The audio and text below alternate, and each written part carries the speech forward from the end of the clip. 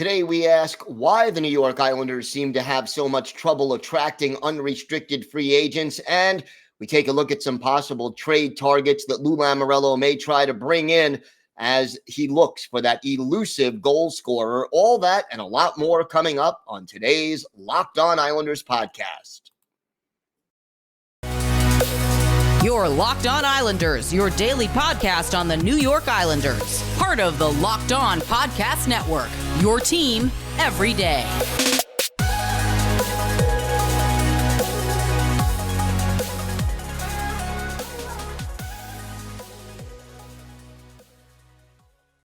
And hello, everybody, and welcome to the weekend edition of the Locked On Islanders podcast. Gil Martin, so glad you could join us today. Thank you for being part of the Locked On Islanders family, and thank you for making Locked On Islanders your first listen every day. We are free and available on all platforms. So much to discuss here as we go through another quiet day on the free agent front. But first, if you've got something Islanders related on your mind, if you have a question, a comment, maybe a topic you'd like us to discuss on the show, feel free to shoot us an email. The email address, lockedonislanders@gmail.com.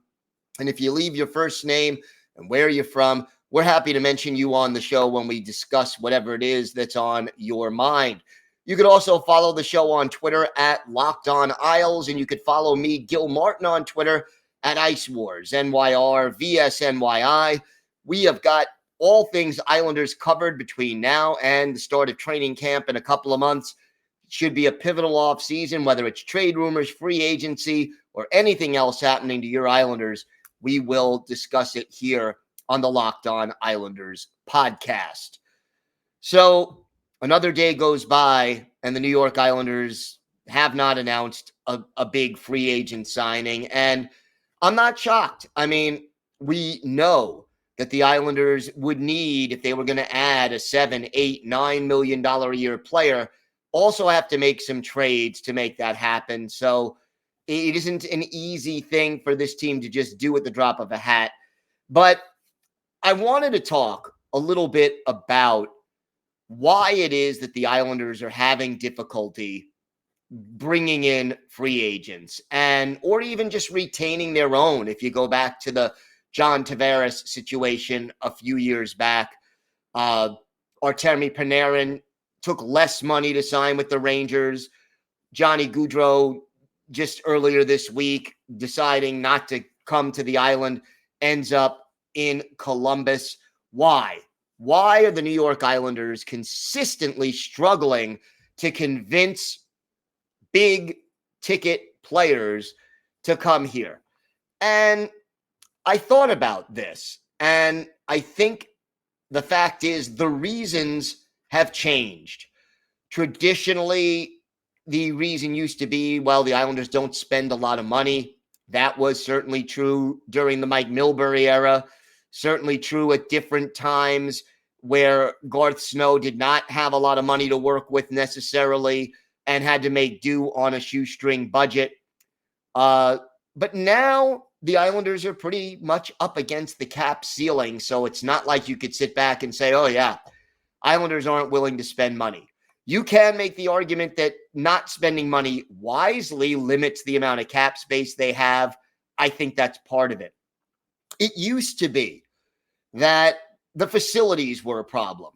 The Islanders were playing at the Nassau Coliseum, and as much as fans loved the old barn, it wasn't going to attract free agents who were going to say, yeah, I want to play in a building that was 50 years old and wasn't up to modern NHL standards. It was the second oldest building in the NHL.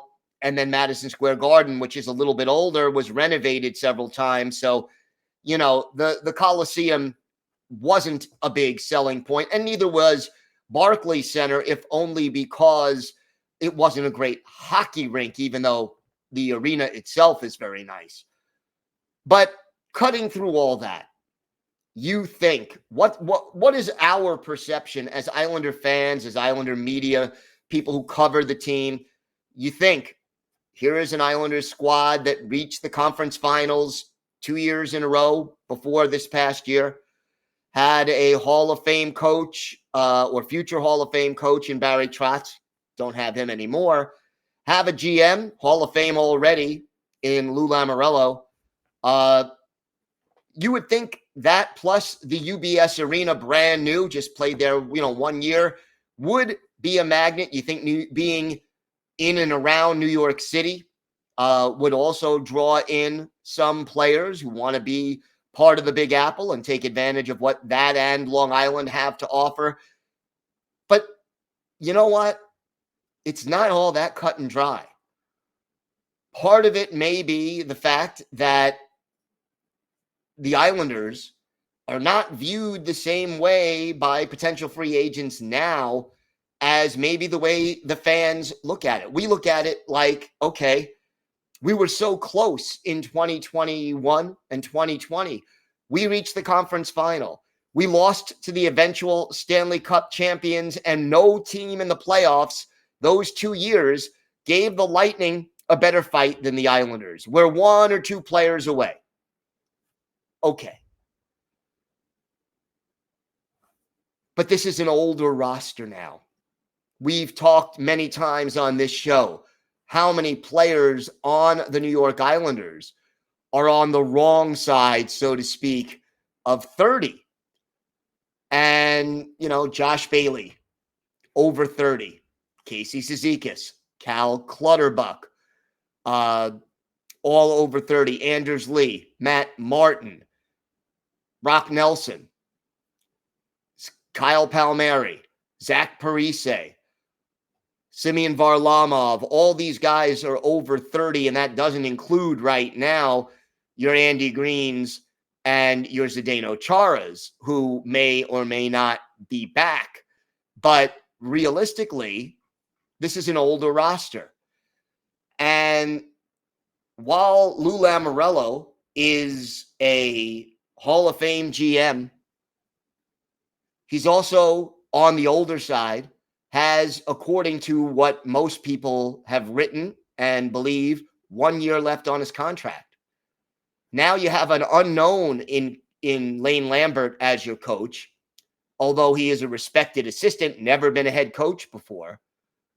But does the fact that Lou Lamoriello may be entering a lame duck season possibly impede his ability to bring in unrestricted free agents? Do unrestricted free agents believe that this older roster, which may have a new GM in a year, maybe they can make a run this year and next year, but in the long run, this team has a rebuilding effort in front of it most likely, and maybe if you're looking to sign a 7-year contract, the Islanders wouldn't necessarily be the first choice, because beyond the next 2, maybe 3 years, things may look iffy and a rebuild may be in their future. That may be part of it. Lou Lamoriello's lame duck status may be part of it. And the fact that the Islanders have not won a Stanley Cup since 1983. That means that none of the players currently playing in the NHL have any firsthand memory of the Islanders lifting the Stanley Cup and being Stanley Cup champions. All of those things, I think, are drawbacks in the way some free agents are looking at things. And I think Lou Lamoriello also does not have a reputation for spending big, rightfully or wrongfully.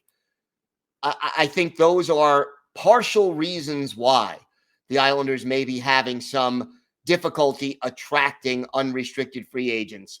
It's not the building anymore.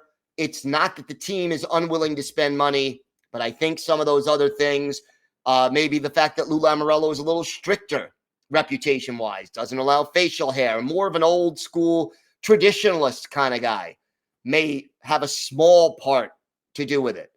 But I think the biggest component really is sort of the uncertainty of the future of this team. And that is a perception that Lou Lamoriello has to change. Whether he can do that by trade or not remains to be seen, but it is something we have to keep an eye on. Let me know your thoughts. Send us an email, hit me up on Twitter, and let me know why you think the Islanders are struggling to sign free agents. And I'm happy to discuss anybody's comments or opinions on a show next week. We've got a lot more to get to. We'll talk about some possible players who may be available via trade or free agency who could be a good plan B for this Islanders team as they look to add that elusive goal scorer. We've got that, plus a former 40-goal scorer for the Islanders is our Islanders birthday of the day. All that and more coming up on this episode of the Locked On Islanders podcast. Today's episode is brought to you by your friends at BetOnline. BetOnline.net is your number one source for all your betting needs and sports info. Find all the latest sports developments, league reviews, and news, including Major League Baseball, and you've got betting on NFL futures, NBA futures, NHL futures, a lot of stuff out there to bet on right now. BetOnline is your continued source for all your sports wagering information, including live betting, esports, and more. And BetOnline.net remains the best spot for all your sports scores, podcasts, and news this season. BetOnline.net is the fastest and easiest way to check in on all your favorite sports and events, including MMA, boxing, tennis, and golf. And you can head to the website today or use your mobile device to learn more about the trends in action. BetOnline, where the game starts. So we know Johnny Gaudreau isn't coming, but who's still out there? Well, out of all the free agents, I think Nazem Kadri remains, at least as of the time I'm recording this, the biggest name out there. He's coming off a career-high 87 points, had 28 goals. Probably not coming. Couple of reasons. Number one, he's still talking to the Avalanche. Probably will end up back there. Number two, he is a center naturally, and that's the one area the Islanders are deepest at with Barzal, Pajot, Nelson, and Cizikas. But it would still be kind of interesting to bring in Kadri if they could. Andre Palat still out there. Again, both of these guys have the Stanley Cup pedigree. Kadri just won one. Palat won a pair with the Lightning. Patrick Laine, we talked about him a little bit yesterday, may not be re-signing with Columbus, especially now that they spent all that money on Gaudreau. We'll keep an eye on that. But Laine's not as consistent, really, as some of those other players, and that may be a little bit of an obstacle to the Islanders, who really need that go-to guy who's going to be consistent. Two names that are still out there via trade that I think would be really good acquisitions. Vladimir Tarasenko, 34 goals, 82 points last year. Still under contract for one more year, which may lower the price of the trade if the Islanders have to make that kind of a deal in order to acquire him. That $7.5 million cap hit. Something, again, the Islanders would have to make a few moves to juggle. But, again, Tarasenko, one of those guys that automatically, when you add him to the lineup, makes your offense better. Another guy is JT Miller. And we didn't talk a lot about it because the rumors came and went very quickly on draft day, and we started to focus more on the player the Islanders did acquire, which was Alexander Romanov. But JT Miller is a guy the Islanders expressed some interest in, and I think he would have been an interesting pickup. The Islanders were going to trade their first-round pick for him. They ended up trading that first-round pick for Romanov, but last year, 80 games, 99 points, 32 of them goals. Also a natural center in JT Miller, but a guy who has played in the division for the Rangers, has put up that career high 32 goals this year. A little less consistent in the goal department, certainly than Tarasenko, but still talented and would move things up a notch. But here's the sort of thing to keep in the back of your mind. The 2022 draft, kind of thin. There were the top 3, maybe 4 players, and then everyone said, oh, yeah, there's a big drop-off after that. Not a deep draft. You trade the 13th overall pick in the 2022 draft, that's okay.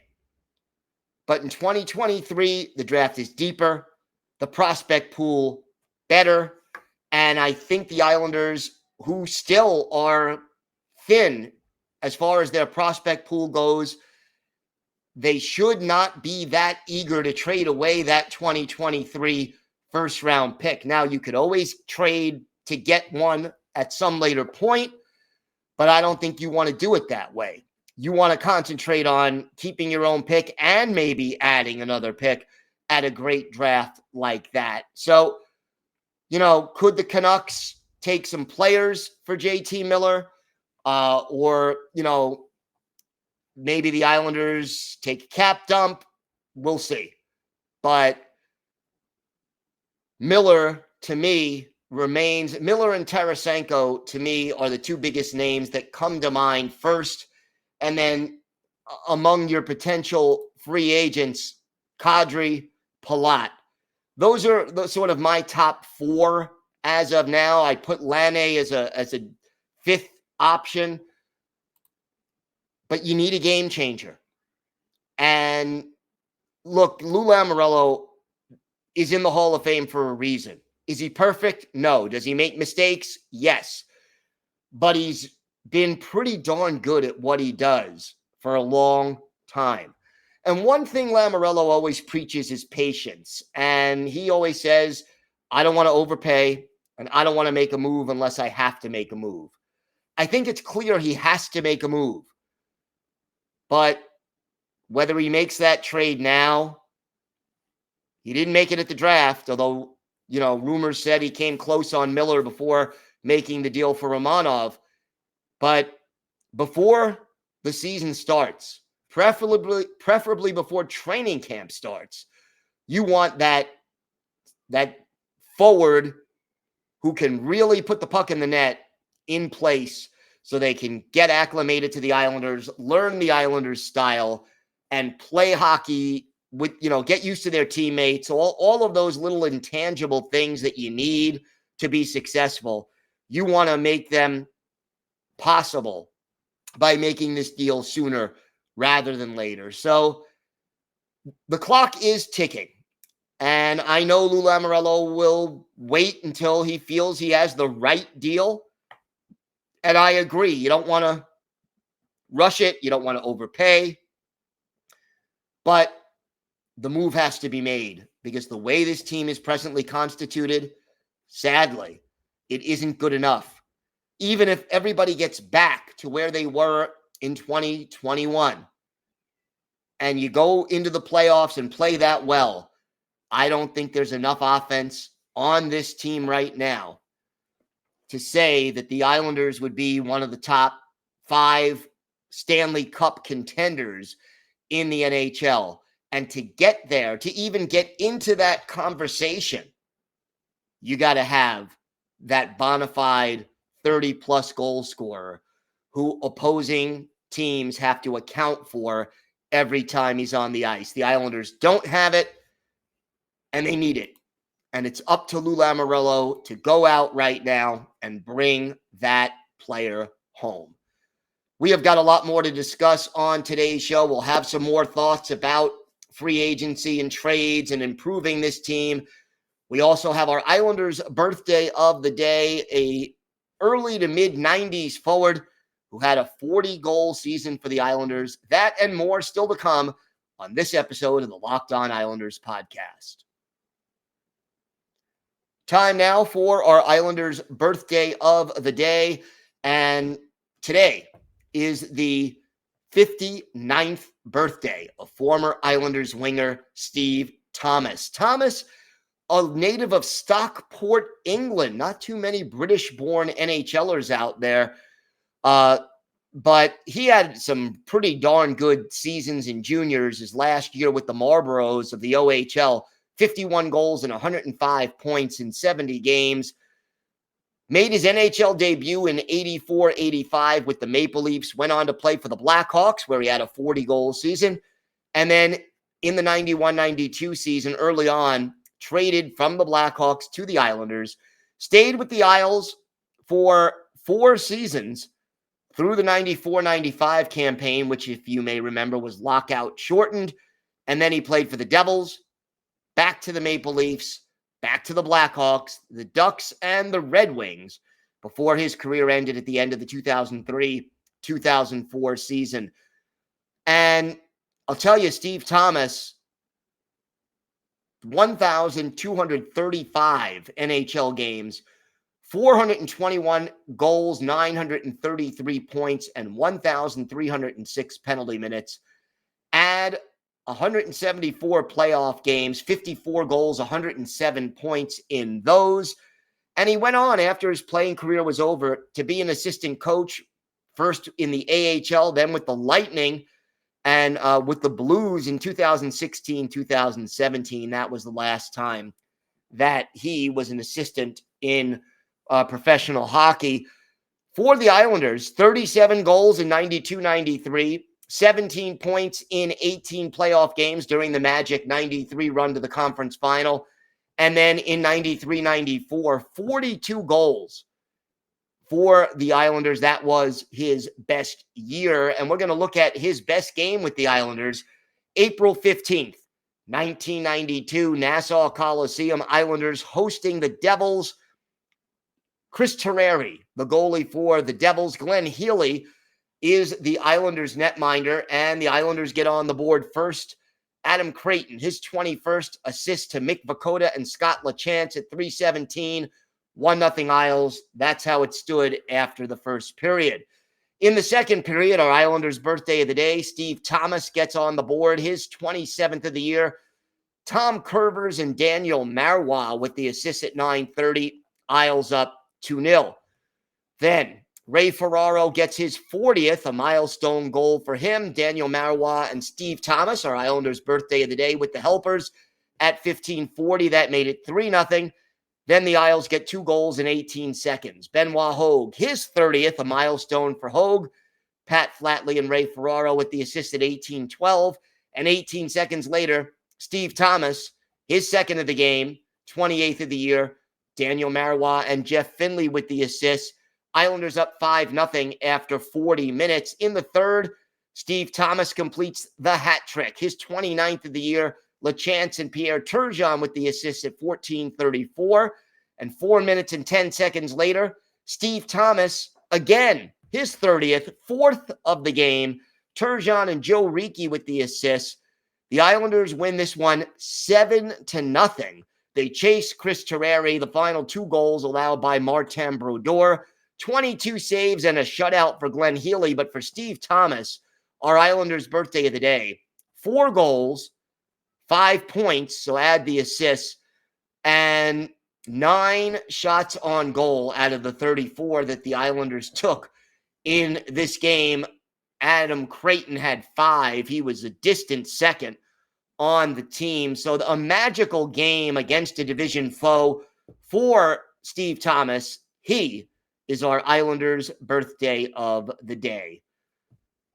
It'll be interesting to see what Lou Lamoriello actually comes up with. What is he going to get done between now and the start of training camp to turn things around? When he does make a move, if and when he does make a move, we'll cover it for you here. We will release if there's a big signing or a big trade, we will have a mini podcast and certainly some videos up on Twitter.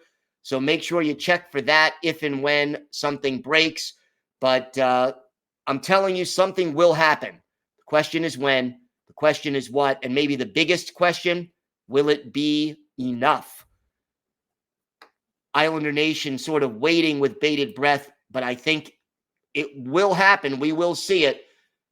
Let's keep our fingers crossed that it's worth the wait and that it's something good.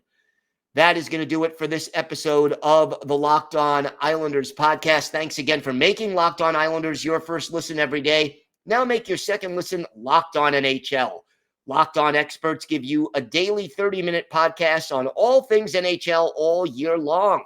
Stay up to date on everything in the hockey world. Locked On NHL, your daily 30-minute podcast.